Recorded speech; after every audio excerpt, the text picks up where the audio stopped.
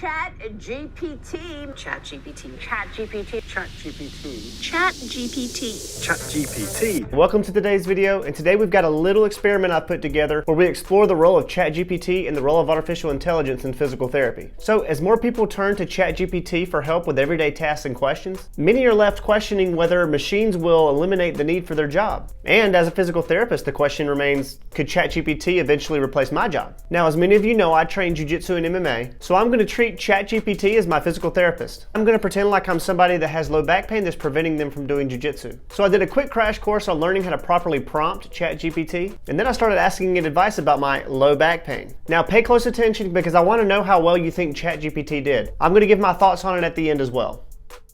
All right, so first I kept the questioning broad. I said, I have low back pain. Give me advice on what I should do. All right, language model cannot discuss. Diagnose medical conditions, low back pain is severe, persistent. I recommend you seek medical advice. Okay, that's not bad. However, there are a few general tips that may help you with the low back pain. Stay active while you may be tempted to rest. Okay. Apply heat or cold, depending on your cause of your back pain. Applying heat or cold.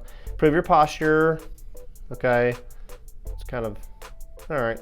Practice stress reduction techniques. Maintain a healthy weight. Okay, so not really bad advice, you know? Avoid provocative positions, seek medical professional advice, don't rest too much, general exercise. Not really as bad as I was thinking. Okay, so now I'm gonna get a little bit more specific on the prompts that I learned how to use on ChatGPT. You are an expert in treating low back pain. You've been a physical therapist for 20 years and specialize in the conservative treatment of low back pain, especially for athletes.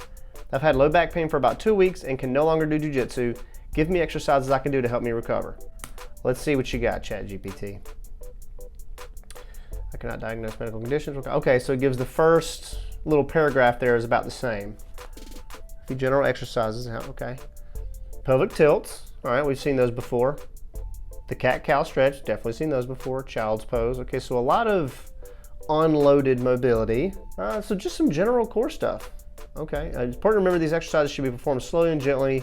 All right, and just some general advice on how to perform those exercises. Okay, well, again, not too bad. So first thing that jumps out is that it can pick general exercises that target what we traditionally call the core. Not too bad for a computer, but it still didn't give me anything really specific, and I thought maybe I wasn't being specific enough. So I wrote something with a little bit more detail that maybe an athlete would say if they walked in to see me in my office at the gym. All right, so the beginning of the prompt stayed just about the same, right? So you're an expert treating low back pain, you've been a physical therapist for 20 years, yada, yada, yada.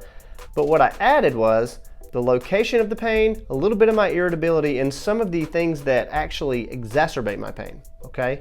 So located across my lower back on both sides, the pain is really a dull, annoying pain most of the day, but when I bend forward or sit down for too long, it does get a little sharp. If I move slowly, warming up in jiu-jitsu, it feels better, but when I try to do anything like more of an effort, like a sweep or a takedown, I can feel it lock up. I've tried putting a tennis ball on the ground and rolling around on it. It feels like it needs it because it just feels so tight and weak all the time. Give me some exercises to help my low back pain. Okay, so I've even given it some stuff that I've tried to do. Let's see what it says. It's possible you may be experiencing muscle tension and or muscle imbalances in your low back. Okay, it's kind of narrowed it down to a muscle-driven pain. Here are a few exercises that may help alleviate your symptoms. Notice it didn't say that I'm an AI and cannot diagnose your issue like the other one did. Huh. Interesting. Hip bridges, lie on your back. Cow-cow stretch, okay, come the same stuff. Quadruped arm and leg raise, which is the bird dog. And a foam roller or tennis ball, so the same stuff I was trying to do before.